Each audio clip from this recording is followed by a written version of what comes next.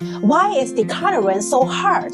Seriously, why does it make you want to curl up with a pint of ice cream instead of tackling that cluttered closet? Well, it's not you, it's the way you're going about it. Most of us don't realize that decluttering isn't just a task, it's a journey with stages. So after 8 years of navigating minimalism, I've cracked the code. Decluttering becomes easier when you understand the stage you are in. And today, we are diving into two big things. First, the 4 stages of decluttering. Second, exactly how to handle each stage. Stick with me because by the end of this video, you will feel ready to tackle your space with confidence and maybe even a little excitement. But first, let's figure out where you are right now in your decluttering journey. Well, decluttering isn't one size fits all, and the challenges you face depends on what's going on emotionally and mentally. Let's walk through the 4 distinct stages of clutter. Recognizing yours is the first step toward overcoming it. Stage number 1 is out of sight, out of mind. Let's talk about the sneaky stuff. You know, the pink running shoes you bought during your I'm totally going to be a morning jogger phase. But those shoes haven't seen sunlight in 3 years. And the only cardio you've done is sprinting to catch the last bus. It's okay, we've all been there. This stage is full of things that quietly blend into the background. They sit there collecting dust, practically invisible, until, of course, you trip over them while looking for something else. Ever stomped over a yoga mat and thought, oh yeah, I was going to be zen once. Same energy. Think of this stage as the clutter version of an email inbox with 8,000 unread messages. You don't notice it day to day, but deep down, it's haunting you.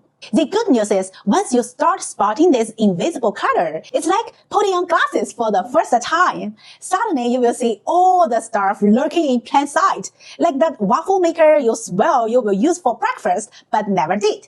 And hey, once you get through the easy-to-ignore stuff, you might find yourself face-to-face with items that tug at your heartstrings. So let's move on to those sentimental keepsakes that are a little harder to let go of, which is stage 2, sentimental keepsakes. This sentimental stuff. This is where your heartstrings gets a real workout. Think wedding invitations, that handwritten birthday cards, or that sale you picked up during your magical beach vacation. These items don't just hold space, they hold memories. For me, it was a rock collection. I was in my Indiana Jones phase, and every pebble felt like a treasure. But let's be real, those rocks look amazing on the beach, but at home, they're just, well, rocks. It's tricky because these things feel irreplaceable, right? Tossing them can feel like you are throwing away the memory itself. But here's the thing, memories live in your head, not in the stuff. So once you've tackled the sentimental items, you will find the real challenge is letting go of the stuff tied to the version of you wish you were, which is stage 3, the idealized you. Well, this stage is a doozy. It's a fantasy version of yourself that lives rent-free in your head. The version that wears a size 2, pans masterpieces on weekends, and makes gourmet popcorn on movie nights. While meanwhile, the extra you is snacking on store-bought chips while binging Netflix. And that's okay. For me, it was this blue and yellow dress I bought online. Well, I had a plan, okay? Lose 10 pounds and look fabulous in it. But the reality is it never fit. And every time I saw it, I just feel guilty. You know, it was like the dress was whispering, you could be better if you tried harder. Who needs that kind of energy in their closet? So this stage is also where the just-in-case item comes in. Like that popcorn maker. What if you throw a movie night someday? Newsflash, if you haven't done it in 5 years, it's probably not happening. And if it does, microwave popcorn works just fine. By now, you're making some serious progress. But there's one last hurdle to tackle. Those deeply sentimental items that feel impossible to part with. This is stage 4, attachment overload. Welcome to the final boss of decluttering. This is a stage where every item feels like it's not just yours, but a part of you. you. Maybe you've inherited this tendency from a family member, like my mom, who once turned our basement into a treasure trove of just-in-case items. Seriously, it was like a time capsule crossed with a survival kit for every possible fortune scenario. Let it go feels impossible because it's not just the stuff, it's your memories, your identity, or even your safety net. You might tell yourself, well, what if I need this one day? Or what if I regret letting it go? The fear of loss, even over a broken lamp, can feel very real. Sometimes it's not even about the item itself. It's about the person who gave it to you. How can you throw out that awkward clay mug when your best friend made it for you in high school, even if it's been sitting at the back of the cardboard for 20 years? And then there's the guilt. If I throw this away, does it mean I don't care about them? It doesn't help that items in this stage often come with backstories. It's never just a box of random things. It's a box of random things you've moved through 3 different apartments because throwing it out felt too final. These are not just objects. They're storytellers, whispering little memories at you every time you open the closet. And don't get me started on the fear of regret. What if you chose that pile of old photo frames and then one day out of nowhere you really need photo frames?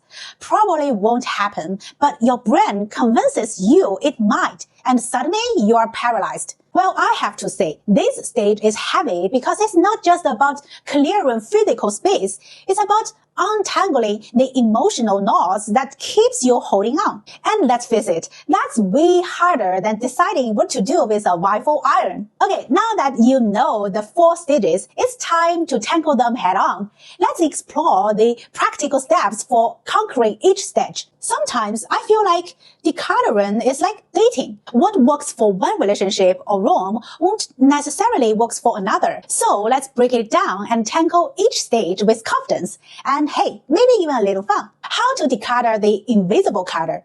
Alright, here's where we start with the stuff that's been hiding in plain sight, mocking you silently. The best way to tackle it is make it a game. Set a timer for like 10 minutes and challenge yourself. How much invisible clutter can you find and toss in that time? Spoiler alert, you're going to uncover some wild stuff. I once did this in my kitchen and found 2 waffle irons. The kicker is I've literally never made waffles ever. I don't even think I like waffles. Clearly, I had big weekend brunch goals that never materialized. Don't overthink it. Just grab, decide, and move on. Remember, decluttering is a marathon, not a sprint. Tackle one zone at a time, like your closet or a single drawer. When you finish a zone, give yourself a high five or a snack. Snacks are motivating. Each small win builds momentum, and before you know it, you will actually be able to see the back of that shelf you haven't looked at in years. It's strangely satisfying. Once you've cleared the invisible stuff, you will probably bump into the sentimental items you've been dodging. Don't worry, we've got a game plan for those too. This is where decluttering gets personal. These items are like tiny emotional time capsules. But ask yourself, do I need this physical item to keep the memory alive? Most of the time, the answer is no. For example, I once had a beautiful seashell from a dreaming beach vacation. It sat on my desk for years, collecting dust and doing, well, nothing. So I snapped a picture of it, jotted down a little memory in my notes app, and let it go. And guess what? I still remember that vacation just fine. Now, if there's an item you genuinely love, like a gift from your partner, put it on display. Give it a moment in the spotlight instead of shoving it into a box. But if it stops spark joy after a while, revisit it with fresh eyes. Relationships evolve, so can your attachment to clutter. Another trick? Group sentimental items into a single memory box. Limit yourself to one box. It forces you to be selective, which means keeping the real special stuff and letting the rest go. Once you've tackled the warm and fuzzy keepsakes, you are ready for the next challenge, letting go of items tied to your idealized self. Alright, let's talk about the stuff that's tied to you thought you'd be, your ideal self. You know, the version of you who's always fit, creative, and throws flawless Pinterest-worthy dinner parties. Now, here's how you declutter these items. Ask yourself a few key questions. Why did I buy this in the first place? When was the last time I used it? Does it make me feel good about myself? What's the real occasion I'd use this for? And the big one, if I saw this item in the store today, would I buy it again? So for me, that blue dress was a wake-up call. Why did I want it? Because I thought losing those 10 pounds would suddenly make me feel fabulous. The truth is, it just sat there, reminding me of my failure every time I saw it. And if I'm honest, I never wore it because it was the wrong size. It wasn't helping my confidence. It was kind of sabotaging it. Every time I saw it, I'd go from, I've got this, to, well, maybe I will never get there. When I really thought about it, I realized I wouldn't buy it now. I've accepted that I'm not going to lose 10 pounds in a week or ever, who knows? And I've moved on. So ask yourself, is this item actually helping you feel better about who you are right now? If it's not, then it's time to let it go. It's all about making room for the present version of you, because that's the one who matters most. The next one is how to declutter items you just cannot bear to say goodbye to. I totally get it. Sometimes saying goodbye to certain items feels almost impossible. They've been with you for so long, and letting go feels like losing a little piece of yourself. But here's the thing, you can still give yourself some time to ease into it while making progress. One trick I swear by is the 6-month box. Here's how it works. Take all those items you've been holding onto, stuff you haven't used in 6 months or longer, and put them into a box. Steal it up, label it, and tuck it away somewhere out of sight. Now, here's the key. If after another 6 months, you haven't needed or even thought about those items, then it's time to let them go. No guilt, no hesitation. You've given them a fair shot, and you're still standing strong without them, right?